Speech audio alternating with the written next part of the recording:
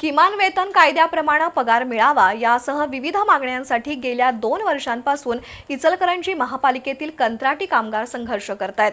तरीही प्रशासन दखल घेत नसल्याने आज या कामगारांनी महापालिकेवर सहकुटुंब मोर्चा काढला।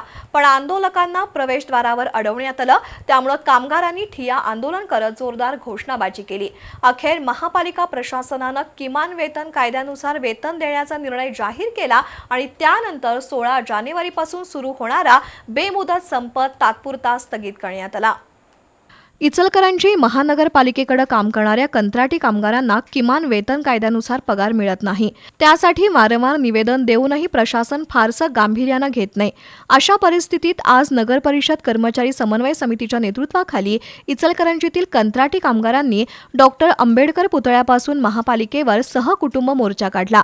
हा मोर्चा महापालिकेच्या प्रवेशद्वारावर अडवण्यात आला। संतप्त आंदोलकांनी महापालिकेत घुसण्याचा प्रयत्न केला, त्यावेळी जोरदार घोषणाबाजी झाली।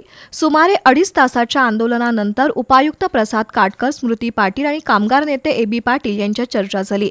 इचलकरंजी महापालिका प्रशासनानं किमान वेतन कायद्यानुसार पगार दिला जाईल असं स्पष्ट केलं।